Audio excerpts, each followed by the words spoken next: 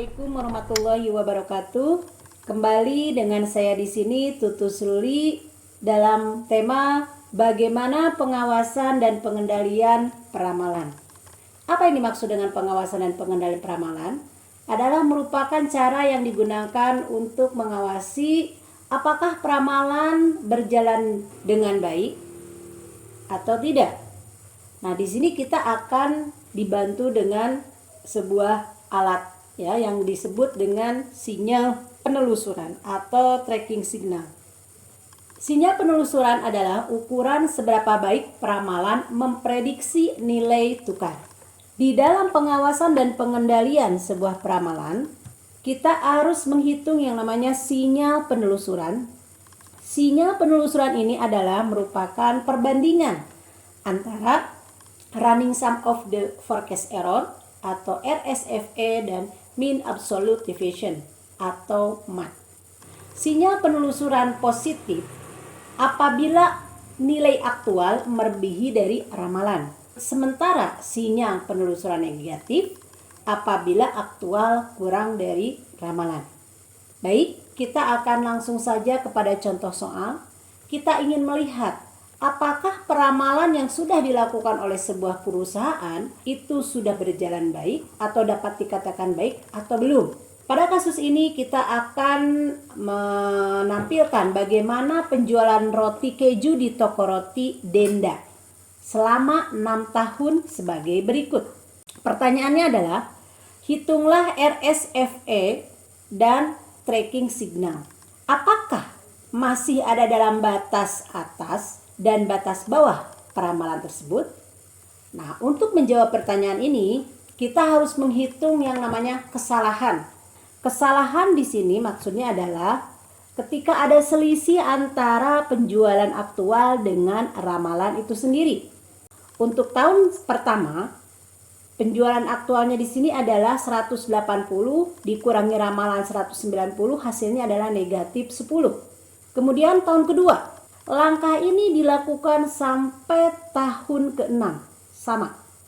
Nah, sehingga kita mendapatkan bahwa kesalahan mulai dari tahun pertama adalah negatif 10, negatif 5, 15, negatif 10, 15, dan 30. Nah, setelah kita menghitung kesalahan, langkah selanjutnya adalah kita menghitung RSFE dari masing-masing tahun. Jadi, RSFE ini adalah merupakan akumulasi dari kesalahan. Tadi untuk tahun pertama negatif 10. Tahun kedua negatif 10 ditambah negatif 5 sama dengan negatif 15. Tahun ketiga negatif 15 ditambah 15 sama dengan 0. Terus seperti itu sampai tahun ke-6. Nah, apabila sudah dicari RSFE, langkah selanjutnya adalah kita mencari kesalahan peramalan absolut. Jadi kesalahan absolut di sini adalah maksudnya nilai yang masih negatif itu kita absolutkan. Untuk tahun pertama itu 10, tahun kedua 5, tahun ketiga 15, tahun keempat 10, tahun kelima 15, dan tahun keenam 30. Selanjutnya kita menghitung kumulatif kesalahan absolut peramalan. Caranya adalah dengan mengakumulasikan kesalahan peramalan yang sudah diabsolutkan. Misalkan untuk tahun pertama nilainya 10. Tahun kedua 10 ditambah 5, 15. Terus itu kita lakukan sampai tahun ke-6, yaitu di mana tahun ke-6 sebesar 85. Kemudian kita menghitung MAD dari masing-masing tahun.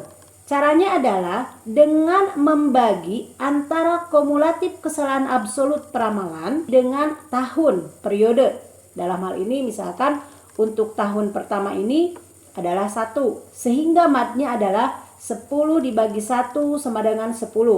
Yang kedua, 15 dibagi 2 sama dengan 7,5. Nah, terus dilakukan perhitungan yang sama dengan rumus yang sama sampai tahun ke-6. Di mana di tahun ke-6 MAD-nya adalah 14,2. Dan yang terakhir adalah kita menghitung sinyal penelusuran. Sinyal penelusuran ini adalah merupakan perbandingan antara RSFE dengan MAD. Untuk tahun pertama itu adalah negatif 1. Tahun kedua negatif 2. tahun ketiga adalah 0, tahun keempat negatif 1, tahun kelima 0,5, dan tahun keenam adalah 2,5. Sehingga kita bisa lihat pada kuartal ke-6 MAD-nya adalah 85 dibagi 6 sama dengan 14,2. Sinyal penelusurannya adalah 35 dibagi 14,2 hasilnya 2,5 MAD. Dengan melihat hasil yang sudah kita lakukan, maka sinyal penelusuran ini masih ada dalam batas yang dapat diterima.